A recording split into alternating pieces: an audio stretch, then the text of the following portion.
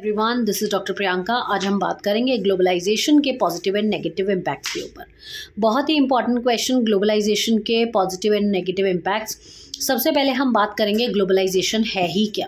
तो अगर आपसे कोई पूछ ले कि ग्लोबलाइजेशन का क्या मीनिंग है, तो ग्लोबलाइजेशन का मतलब होता है, जिसको हम हिंदी में वैश्वीकरण बोलते हैं। ग्लोबलाइजेशन का मतलब है integration of world economy with our economy. अपने देश और बाहर के देशों के बीच में एक यूनिटी होना, आपस में मिलना, कल्चरल एक्सचेंज करना, ट्रेड करना, व्यापार करना, इन सब को हम ग्लोबलाइजेशन बोलते हैं। अब ये जो ग्लोबलाइजेशन है, जो वैश्वीकरण है, इसके फ़ायदे हैं तो इसके नुकसान भी हैं, क्योंकि हर सिक्के के दो पहलू होते हैं। तो एक तरफ हम फ़ायदे की बात करेंगे तो दूसरी तरफ हमें नुकसान भी उसके लिखने ही हैं। तो एग्ज़ाम में आने वाला एक बहुत ही इंपॉर्टेंट क्वेश्चन है ये, जिसको आपने बहुत अच्छे से पढ़ना है। अब मैं आपको इसके कुछ पॉइंट्स लिखवा रही हूँ। ये पॉइंट्स अलग अलग किताबों में से निकाले गए हैं, तो आप इसको एक जगह नोट डाउन कर लीजिए, ताकि आपको बार बार ये चीज़ें ना पढ़नी पड़े। सबसे पहले हम बात करते हैं पॉजिटिव की। हमेशा पॉजिटिविटी से ही शुरुआत करनी चाहिए। तो हम पढ़ेंगे ग्लोबलाइजेशन के, वैश्वीकरण के फ़ायदे। नंबर 1, सबसे पहले व्यापार बढ़ाता है। It increases trade. मैं हिंदी और इंग्लिश दोनों में बोलूँगी, ताकि हिंदी और इंग्लिश मीडियम दोनों के बच्चों के लिए हो जाए तैयार।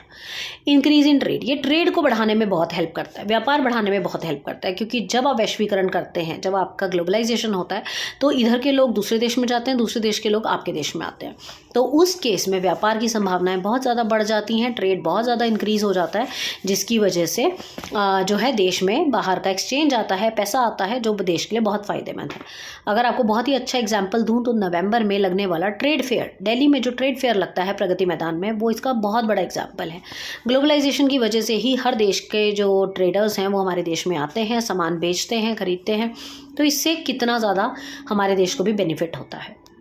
दूसरा, इसका सबसे बड़ा फ़ायदा है इंक्रीज इन इन्वेस्टमेंट, निवेश में वृद्धि। इसमें निवेश बढ़ जाता है। निवेश के बढ़ने से क्या होता है, जब इन्वेस्टमेंट बढ़ता है आपके देश में, तो कैपिटल आएगा, पूंजी आएगी, और पूंजी के आने की वजह से आपके देश में पैसा आता है। पैसा आएगा तो देश तरक्की अपने आप करेगा।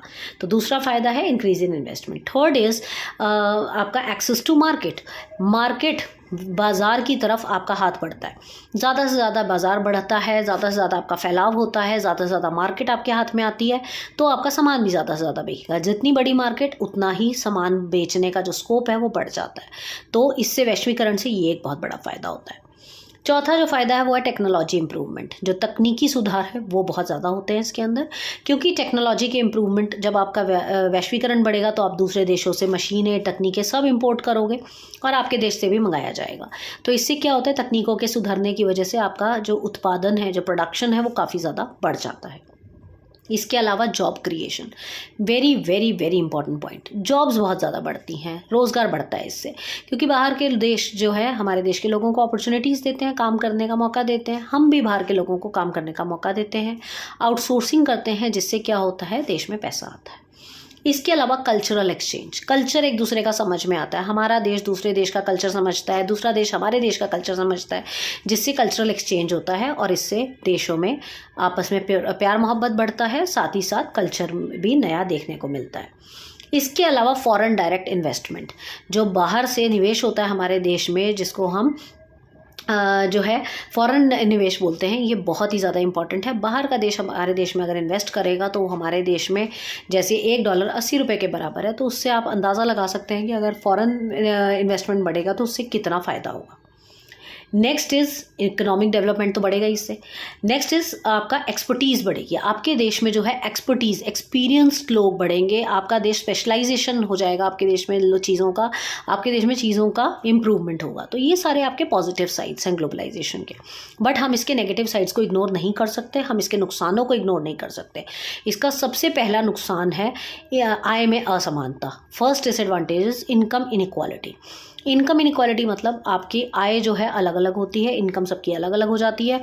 किसी के पास बहुत ज़्यादा पैसा है, किसी के पास बहुत कम पैसा है, जिसकी वजह से देश में इनइक्वालिटीज़ की सिचुएशन क्रिएट हो जाती है, जिसको हम इनकम इनइक्वालिटी बोलते हैं। दूसरी जो इसकी मेन प्रॉब्लम है वो है जॉब डिस्प्लेसमेंट। लोग जो है अपनी जो नौकरियां कर रहे होते हैं उससे डिस्प्लेस हो जाते हैं, क्योंकि बेटर वर्जन मिल जाता है इन लोगों को। ये बेस्ट वालों को रखते हैं, तो जो थोड़ा बहुत एवरेज होते हैं उनको नौकरियां नहीं मिल पाती, जॉब से हट जाते हैं, क्योंकि ऑलवेज बेटर लोगों को ज़्यादा अपॉर्चुनिटीज़ मिलती है, तो नौकरी चली जाती है। तीसरा, इन्वायरमेंट ख़राब होता है, हमारा पर्यावरण जो है वो ख़राब हो जाता है, डिग्रेडेशन हो जाती है उसकी। इसमें क्या होता है, नई नई तकनीकें आएंगी, नई नई मशीनें आएंगी, उससे पोल्यूशन होगा तो इन्वायरमेंट हमारा ख़राब होता है। Next is cultural erosion. Culture बेशक एक्सचेंज ज़रूर होता है मगर इरोड भी होता है, ख़राब भी होता है। हमारा जो संस्कृति है वो बिल्कुल वेस्ट हो जाती है। आपने देखा होगा पिछले कुछ सालों में हमारे देश का जो कल्चर है बिल्कुल ख़राब हो चुका है। बाहर के लोगों को देख के हम अपने आप को अपना तो लेते हैं वो कल्चर, बट हम सोच नहीं अपना पाते उनके जैसी। तो अगर हम किसी देश के कल्चर को अपनाना चाहते हो तो हमें उनके जैसी सोच भी अपनी बनानी पड़ेगी, जो हम नहीं बना सकते। तो इसलिए कल्चर भी हमारे देश का, संस्कृति भी ख़राब होती है। And last is vulnerable to global shocks. हमारे देश में हमें ग्लोबल शॉक्स का, विश्व में जो झटके लगते हैं हम उन झटकों से ज़्यादा प्रोन हो जाते हैं, मतलब वल्नरेबल हो जाते हैं। डैट मीन्स हमारे ऊपर ज़्यादा झटकों का असर होता है। सपोज़ इंटरनेशनल स्टॉक मार्केट में कुछ गिरावट आई तो आपके देश पे असर पड़ेगा। इसके अलावा वर्ल्ड में कुछ भी हो रहा है, आपके देश पे इम्पैक्ट पड़ रहा है, तो शॉक्स लगते हैं आपको इफेक्ट पड़ता है। वर्ल्ड में कुछ भी हो रहा है, अगर आप किसी से लेना देना नहीं रखेंगे तो आपको फ़र्क ही क्या पड़ेगा। आपके देश में कुछ भी हो रहा है, बाहर कुछ भी हो रहा है, आपको कोई मतलब नहीं। मगर अगर आप सबसे बातचीत रखते हैं, सबसे मिलना जुलना रखते हैं, तो आपको शॉक्स जो है उसका इफेक्ट आता है। तो ये था एक बहुत ही इंपॉर्टेंट क्वेश्चन जिसमें हमने पढ़ा वैश्वीकरण के फ़ायदे और नुकसान, जिसको हम बोलते हैं ग्लोबलाइजेशन के advantages and disadvantages. Question long है, पेपर में ज़रूर आता है। इन पॉइंट्स को आप इकट्ठा कीजिए, मैं रीड कर देती हूँ एक बार। Increase in trade, increase in investment, access to market, technology improvement, job increase, culture exchange, FDI increase, economic development increase, capital increase, expertise increase. और नुकसान में क्या है, income inequality, job displacement, environmental degradation, cultural erosion and vulnerable to global shocks. ये सारे points आपके बहुत ही important points हैं, आपको एक किताब में कहीं नहीं मिलेंगे ये पॉइंट्स। आपको ये सारे अच्छे से पढ़ने हैं और इनकी एक्सप्लेनेशन रेडी करनी है, अपने नोट्स बना लीजिए। अगर फिर भी किसी तरीके की किसी को भी कोई प्रॉब्लम आ रही है तो वो मुझे 9953308400 पर मैसेज ड्रॉप कर सकते हैं। हमारे यहाँ हर सब्जेक्ट के नोट्स, क्लासेस सब कुछ अवेलेबल है। हम एग्ज़ाम के दौरान सिर्फ डाउट क्लासेस भी देते हैं, ऑनलाइन ऑफलाइन हर मोड में, ताकि आप लोगों के एग्ज़ाम बड़े आराम से निकल जाएँ। SOL, NCWeb, regular, Delhi university and any other university के किसी भी स्टूडेंट के लिए हमारे पास हर तरीके की प्रोविजंस अवेलेबल है with best faculties. Thank you, follow my channel and keep sharing my video अगर आप लोगों को मेरा वीडियो अच्छा लगा तो।